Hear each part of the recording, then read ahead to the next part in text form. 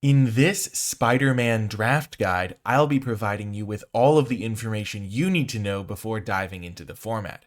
First, a quick note on MTG Arena for this set. The card versions are going to be different than the cards you would be playing with in paper. So a card like Spider-Man Noir on MTG Arena would be Crobel, Envoy of the Bog. In this guide, I will be first showing the paper versions of the card and then showing the MTG Arena versions of the card, so no matter where you're playing the set, you'll know what's going on.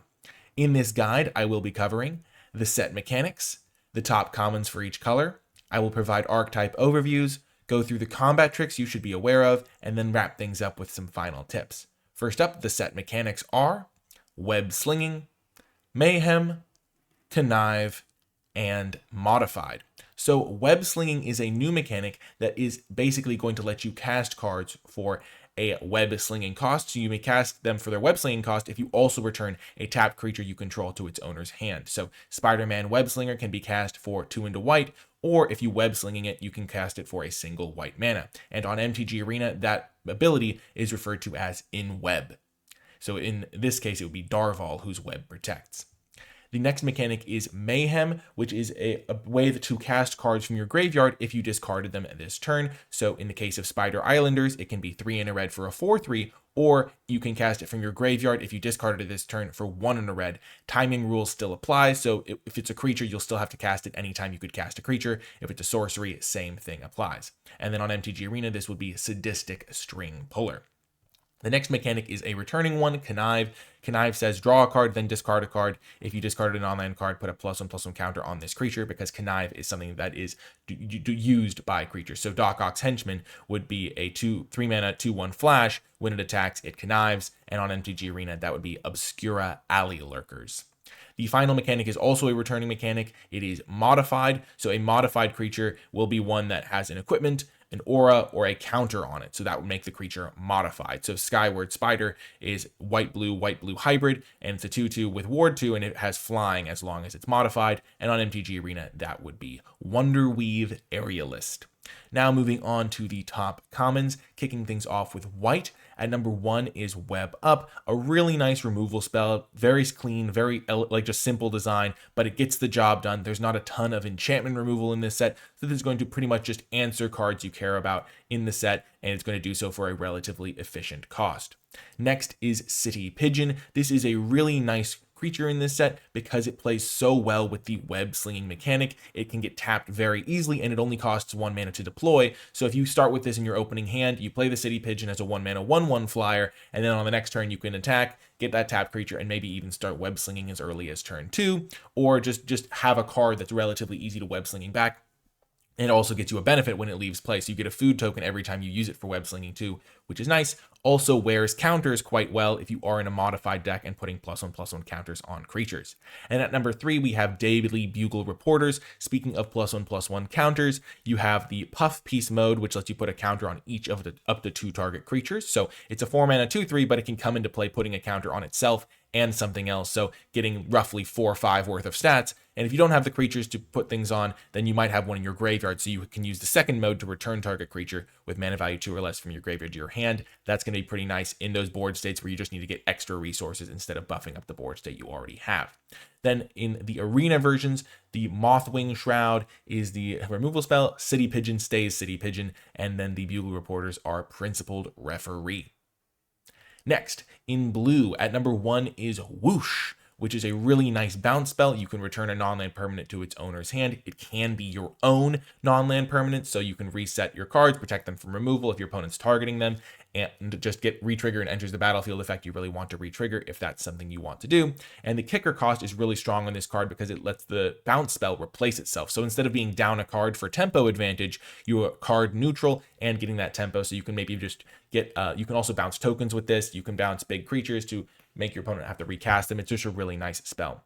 At number 2 is Beetle Legacy Criminal. So 4 mana 3/3 flyer is solid. It's a villain for decks that care about that. And it has the ability from your graveyard to pay 2 mana, exile it, put a counter on a creature, and give it flying. So that's going to modify the creature by giving it a +1/+1 counter. Also give it some evasion and overall temporary evasion, but it's also just a really nice way to get a value from a card if you are conniving it away or self-milling it away, or things like that, where it just gives you a little bit of an extra value. Then at number 3 is Mysterio's Phantasm, 2 mana, 1/3 flyer with vigilance, reasonable stats. It's a villain for the decks that care about that. It is one of the archetypes in the set is villains, so it's a Type Will Matters deck. And whenever this creature attacks, mill a card, which is going to be a pretty useful ability for some decks that care about filling the graveyard, or if you just have things like Beetle, Legacy Criminal in your deck. The arena versions of these cards are Snatchback, Orala, Hedron Scalar, and Phantasmal Vision. So keep an eye out for these on MTG Arena. Next up is black. At number 1 is Scorpion's Sting. Really efficient removal spell. Going to often kill creatures that cost more than 2 mana, which is really nice for a 2 mana removal spell. Can be used as a combat trick of sorts in a pinch, and also just going to be pretty easy to cast for just 1 and a black at instant speed, so all the shenanigans that go along with instant speed spells. At number 2 is Venom's Hunger. For 5 mana, you can destroy a creature and gain 2 life, but it costs 2 less if you control a villain. Basically, all of the creatures at common and uncommon in black are villains, and basically, and a lot of the creatures just in other colors, there's villains in just spread out, and so you'll oftentimes be able to cast this for just 3 mana and get a really efficient removal spell. And then at number 3 is Swarm, Being of Bees. So 3 mana for a 2/2 flash flyer wouldn't be insane, but the Mayhem ability that lets you cast it from your graveyard if you discard it this turn is really nice, with both Connive and just a bunch of spells and effects in red that let you discard cards, because the red-black deck is a deck built around the Mayhem mechanic. So Swarm, Being of Bees, if you're casting it for a single mana, getting a 2/2 flyer for 1 mana is excellent. The arena versions of these cards, Scorpion Sting remains Scorpion Sting. The Venom removal spell becomes Damning Caress. And then Wektu, Midnight Hunter, is the 3 mana 2/2 flash flyer with Mayhem. So look for these on arena. Next is red. At number 1 is Electro's Bolt. 3 mana to deal 4 damage to target creature at sorcery speed, but you can Mayhem it for 1 and a red, so you can get a pretty solid removal spell. 3 mana deal 4 is a good rate, but you can get an even better rate if you are discarding the Electro's Bolt, which is going to come with a host of other benefits, like usually when you're discarding a card, you're getting some value from discarding the card, which makes Electro's Bolt even better in decks that have discard outlets or Connive or things like that.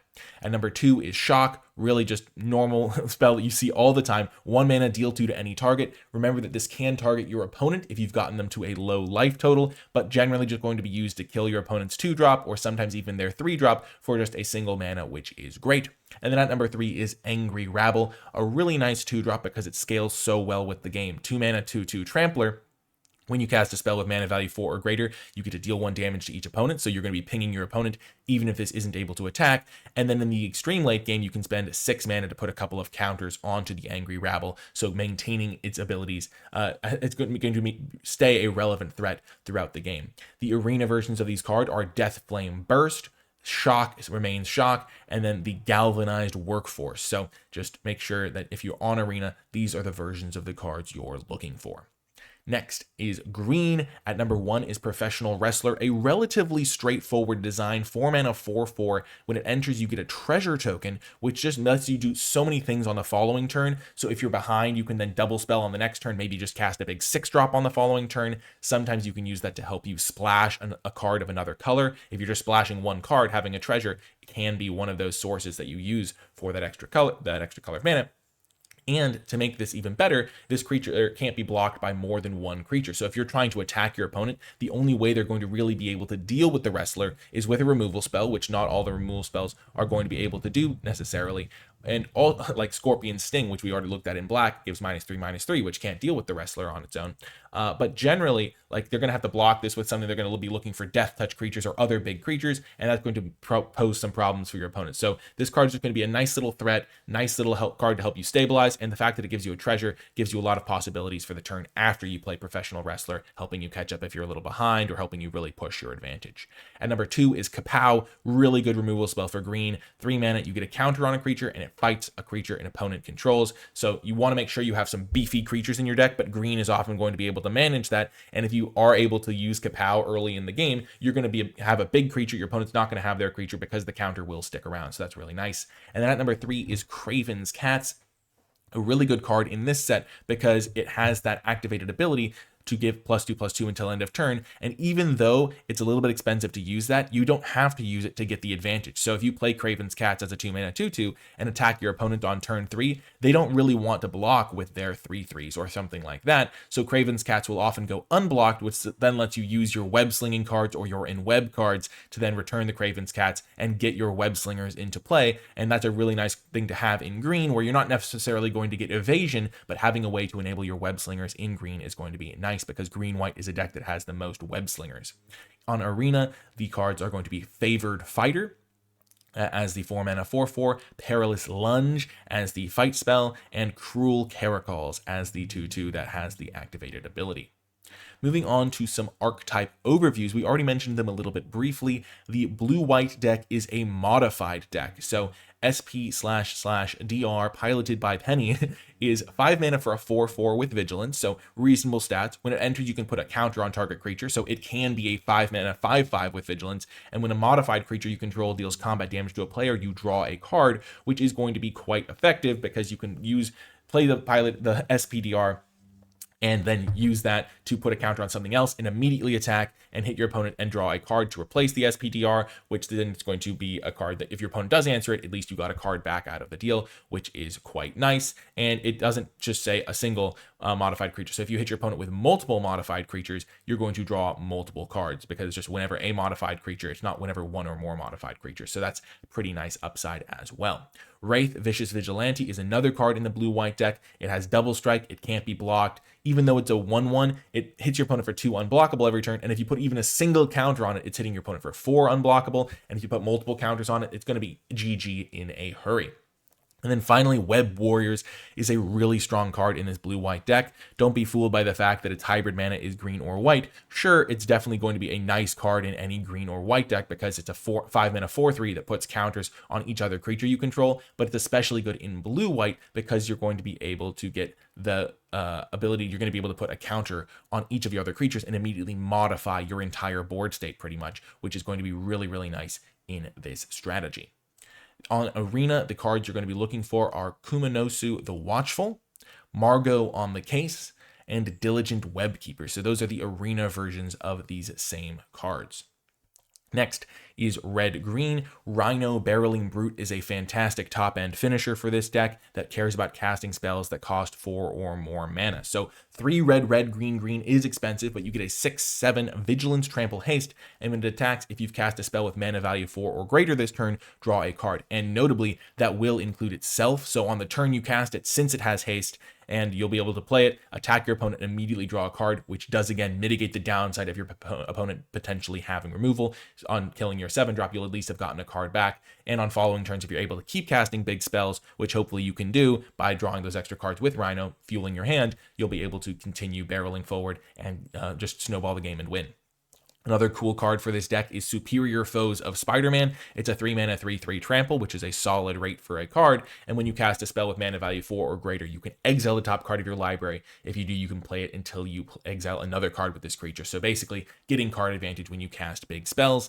And then finally, Craven Proud Predator is pretty nice in this deck as well. It's a 3 mana 3/4 on its baseline just by itself, but because its power is equal to the greatest mana value among permanents you control, if you play something like Rhino, then all of a sudden it's a 3 mana 7/4, and that's just really, really awesome to have in your deck. Next, on Arena, we're looking at these same cards. It's Zakao, Predation's Shadow, as the 7 mana 6/7 Vigilance, Trample, Haste that draws you extra cards. Restless Razorkin as the 3 mana 3/3 that's getting you extra card advantage. And Dreadfang, Loathed by Fans, as the star 4 Vigilance creature for 3 mana. Looking at blue-black, this is a deck that cares about villains, and there are tons of villains in blue and black. As I already mentioned, basically every black creature is a villain, and a lot of the blue creatures are also going to be villains. So when you see a card that cares about villains, if you are building a villain deck, you don't really have to worry about, am I going to be able to get enough villains to make this card work? There are plenty of villains, especially if your deck is heavier on black. In blue, there's a couple of cards that are just like random types like scientists or things like that. But in black, pretty much every card is a villain. So Prowler, Clawed Thief is a really good card for this deck. 3 mana, 2/3 menace is okay stats, but when another villain enters, Prowler connives. So not only could it grow as a threat if you're discarding your spells into your graveyard, but if you are going to like draw and discard lands, that's going to help you find more spells that you actually want to be casting. So Prowler is a great card in this deck. Flying Octobot is a great card to play on turn 2 because as a 2 mana 1/1 flyer that grows, it's going to be a threat your opponent has to deal with at some point in the game. And then Morbius the Living Vampire is really nice in this deck as well because it can attack pretty well as a flying vigilance lifelinker with 3 power, so your opponent kind of has to deal with it if you do decide to play it, and it has value from your graveyard, which lets you get extra card advantage and a little bit of card selection, which means that if you connive it into the graveyard, you can still get value from it. If you mill it into the graveyard, you can still get value from it, and if your opponent kills it, which they probably will have to do because of the lifelink and the flying and the vigilance, then if your opponent kills it, you're still going to get some value. So Morbius is going to get you value regardless of what's going on. And all of these cards are going to be really nice in your villains decks. On MTG Arena, you're looking for Carlo, Suave Schemer, as the 3 mana 2/3 menace that gets you to connive when a villain enters. Vexed Bots as the 1/1 flyer for 2 that grows as you play other villains. And Tierlay, Entropic Hunger as the flying vigilance lifelinker that gets you some card advantage from the graveyard and plays great if you're conniving it away or milling it or really just playing it. The next archetype is Green-White, which is the deck that is going to have the most web-slinging cards. So Spider-Girl Legacy Hero is a fantastic 2-drop in this deck. It's a 2 mana 2/2 that has flying during your turn, so is going to usually be able to get an attack in. And when it leaves the battlefield, you create a 1/1 green and white human creature token. So if you are web slinging it away, you're going to end up with an extra 1/1 out of the deal, or even if it just dies, you get an extra 1/1. So good value there. Spider-Man India is also a really nice card for this deck. 5 mana for a 4/4 wouldn't be the greatest stat line to start with, but when you can web slinging it in for just 3 mana, you're really, really happy. And then when you cast a creature, you get a counter on another creature and on target creature, so it can target itself, and it gains flying until end of turn. So you just can have a giant flying threat with the Spider-Man India, or start jumping your other things into the air. Or if you're casting multiple creatures in a turn, you can give multiple things counters and flying in a particular turn. So a really nice card if you can get it into play for 3 mana, especially. And then Spider-Man Heroic Horde is really, really nice in this deck because as a 2 mana 2/3, it can often attack early in the game to help enable your web slinging cards. And in the late game, it can be a nice payoff for if you have something like a 1/1 flyer or something like that, chipping in for damage, because then if it enters and it was cast using web slinging, you get a couple of 2/1 spider tokens and even gain some life. On Arena, you're going to be looking for Janai and Hoppy Roof Skippers as the 2/2 flyer that can get you 1/1s when it leaves play. Alesos and Pros Acrobats as the way to get the big 4/4 creature that can get you counters and flying on your creatures. And the Clutter Cluster as the 2 mana 2/3 that can come into play later for its in web cost and get a couple of tokens and some life. So keep an eye out for those. And then the final archetype is Red-Black, which is a mayhem strategy. So Green Goblin Revenant is a really, really powerful card in this deck. It's a 5 mana 3/3 flyer with Death Touch. When it attacks, discard a card, then draw a card for each card you've discarded this turn. So it's a repeatable discard outlet to help you get your mayhem cards into your graveyard so that you can then cast them that turn. And if you have other discard outlets you're working with, you can sometimes set this up so that you cast a discard effect and then use Green Goblin and draw even more cards, so you're turning it into a card advantage engine as well. Scarlet Spider Kane is a really strong mayhem card in this deck that's a kind of payoff and enabler all in one. It's a 2 mana 2/1 menace, and when it enters, you can discard a card. If you do, you put a counter on him, so that can be a way to discard another mayhem card. And it has mayhem for a single mana itself, so if you discard it to something else, you can play it for 1 mana, then potentially discard another card to mayhem that card if you all have a really good combo turn set up. But even just being able to get a 2/1 menace for a single mana is really good if you're discarding it to another effect. And then Pumpkin Bombardment is a really nice card for this deck. You can put this into any red or black deck because of the hybrid cost. As an additional cost, you discard a card or pay 2, deals 3 damage to target creature. In your deck, this is often going to be an upside that you get to discard a creature, and as a 1 mana card, you can oftentimes enable your mayhem cards pretty effectively because sometimes you get a mana discount with your mayhem cards. So you can like cast Pumpkin Bombardment, discard a mayhem card, cast the mayhem card from your graveyard. Pumpkin Bombardment kind of got you a mana discount in that way by being able to be an efficient 1 mana removal spell that also got you to enable your mayhem cards. Really, really cool synergy deck to keep, and to just keep an eye out for discard enablers and then mayhem cards that you want to be bringing back and having discarded and stuff like that. On Arena, you're going to be looking for Nu and Sumi, Career Criminals, as the 5-mana 3/3 that gets you card advantage when you've discarded cards and provides a repeatable card advantage, card discard outlet for your Mayhem cards. Kivni Orb Weaver as the 2-mana 2/1 menace that has Mayhem 1 as kind of enabler and payoff, and Knife Trick as the ability to deal 3 damage, and also potentially be a discard outlet for your Mayhem deck. Next are the combat tricks to be aware of in the set. In white, there is Thwip and Spectacular Tactics, so a +2/+2 effect for 1 mana, and a +1/+1 counter effect that gives Hexproof until end of turn for 2 mana. That can also be a removal spell if you need that instead. Unstable Experiment, Secret Identity, and Robotics Mastery are blue combat tricks. Unstable Experiment can kind of be a combat trick if you need it to, because if you connive, it's an instant speed effect. You can basically put a counter onto a creature if you discard a non-land spell. It's not always going to work as a combat trick, but a lot of the time when you draw a card and then you connive with a creature, you're going to draw a spell among those, or you'll already have a spell in hand to discard. So your opponent can use that as a combat trick. Just keep that one in mind, because any combat trick that leaves a permanent advantage, like a +1/+1 counter, can definitely swing a game. Secret Identity can give something hexproof or turn it into a 3/4 flyer with Vigilance base. And Robotics Mastery is really expensive as a 5-mana combat trick, but giving +2/+2, again, when it sticks around, is really, really powerful if they still win the combat and don't get blown out. And it even makes 2 1/1 flyers, which is also really scary if your opponent's doing that. In red, there is Stegron, the Dinosaur Man, so you can discard it to make a creature +3/+1 until end of turn, which is just worth noting. It's also a 5-mana 5/4, so that's a pretty good backup plan for your combat tricks. And then in green, the main combat trick is Grow Extra Arms, so 2 mana +4/+4, or sometimes even 1 mana +4/+4 if it's targeting a spider. And then Terrific Team Up is kind of a removal spell that can also provide small buffs of +1/+0 to a couple of creatures. So that's kind of a combat, the card that can mess with combat as well. The arena versions of these cards, in white, it's Lively Leap, and Spectacular Tactics remains Spectacular Tactics. Blue, all of the cards keep the same names: Unstable Experiment, Secret Identity, Robotics Mastery. Red has Kefon, Rage Incubator, and then green, the card names stay the same: Grow Extra Arms and Terrific Team Up.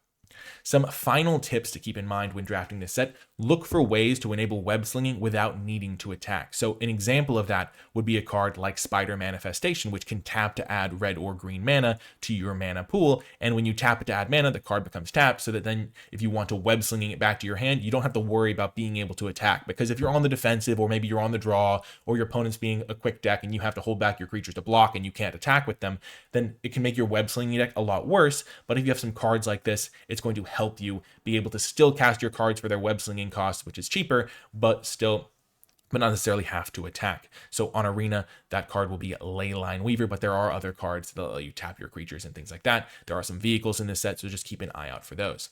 And then the final tip: there are a few rares and mythics in unsupported color combos, so be careful. This set was designed with the 5 draftable archetypes in mind, so if you see a card like Aranya, Heart of the Spider, which is a red-white multicolored rare, it can be tempting to take that card in your first pack and be like, oh, I'll build a red-white deck, because in a lot of sets, that would be something that you do. But in this set, building a red-white deck isn't going to work out very well, because all of the multicolored uncommons and the support is for these 5 archetypes that we already highlighted. And so you don't want to get trapped into one of these decks just because you open a rare of a particular color combination that isn't supported. So just remember that when you see these cards. And Aranya, Heart of the Spider on Arena, is Gloria, the Great Armorer. Just a final kind of sheet to summarize a lot of what we covered: the top commons, the archetypes, and then if you're looking for a full tier list, you can find one of those on the NicolaiBolas Patreon page, which will be linked in the description down below. But if you're looking for top commons and archetypes, this is what you should be looking for in the set. And then on Arena, if you're drafting, again, the cards do change, but their effects stay the same. That's going to do it for this video, though. Thank you so much for watching. Remember to hit the like button, subscribe for more, and comment if you have any questions or feedback. And to let me know you made it all the way to the end of the video, leave hashtag SpiderDrafter in the comment section down below. That's going to do it for this one, though. I hope you enjoyed it, and I'll talk to you next time.